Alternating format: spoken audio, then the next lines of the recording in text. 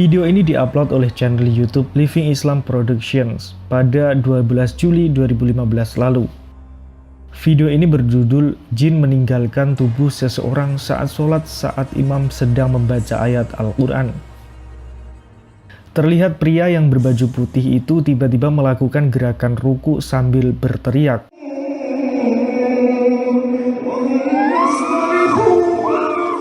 Lalu pria itu pun ambruk dan menutup telinganya. Sepertinya jin dalam tubuh pria ini kepanasan mendengar bacaan Al-Quran.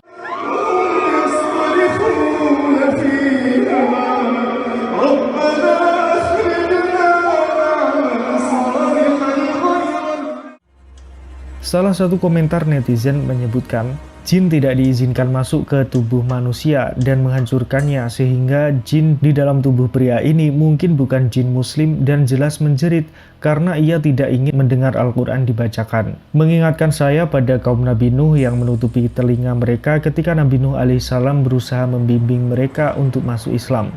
Semoga Allah menyembuhkan orang ini dan setiap muslim yang diganggu oleh jin.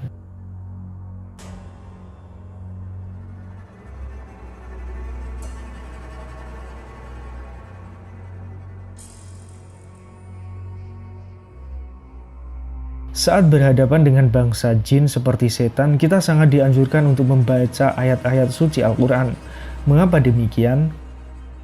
Kisah-kisah yang terjadi pada abad pertengahan dan didasarkan dari kitab Gharaib al-Jin karya Qadi Badruddin bin Abdullah Ash-Shibli ini menjelaskan kepada kita sejauh mana pengaruh bacaan Al-Quran untuk melawan bangsa jin yang mengganggu kita, seperti kalangan setan. Kisah pertama seperti yang diriwayatkan dari Qais bin Al-Hujjaj, ia mengisahkan suatu saat setan pernah berkata kepadaku, "Semula aku hendak mengganggumu, keberanianku layaknya singa, tetapi hari ini nyaliku hanya sebesar burung emprit." Lalu Qais menanyakan, "Mengapa yang demikian bisa terjadi?" Setan menjawab, "Engkau menekanku dengan Al-Quran yang engkau baca." Kemudian kisah yang kedua diceritakan oleh Khalid Al-Walibi. Suatu ketika dia diutus menghadap Umar bin Khattab. Khalid pun pergi bersama keluarganya. Di tengah perjalanan dia singgah di sebuah rumah kosong. Namun keluarganya berada di belakangnya. Tiba-tiba ia mendengar suara teriakan anak-anaknya. Namun dia tidak bisa melihat mereka. Secara spontan dia langsung membacakan ayat-ayat suci Al-Quran dengan suara yang keras. Tiba-tiba dia mendengar suara keras terjatuh dan lalu menghampiri sumber suara. Ternyata anak-anaknya ada di sana. Khalid pun menanyakan apa yang terjadi. "Baru saja setan mempermainkan kami, lalu mereka langsung melemparkan kami begitu saja setelah mendengar suara Al-Quran yang ayahanda baca," jawab anak-anaknya. Sedangkan kisah yang terakhir sebagaimana diceritakan Ibnu Aqil dalam kitab Al-Funun. Kisah nyata ini terjadi di Dafriyah, Baghdad. Di kawasan itu terdapat rumah kosong yang sangat terkenal angker. Tiap penghuni yang pernah mendiami rumah itu pasti celaka, bahkan hingga meregang nyawa. Namun suatu ketika seorang ahli Al-Quran, alim dan saleh memutuskan tinggal di rumah itu. Dia pun akhirnya tinggal cukup lama di rumah tersebut. Para tetangga pun heran dan bertanya-tanya mengapa dia bisa betah dan selamat.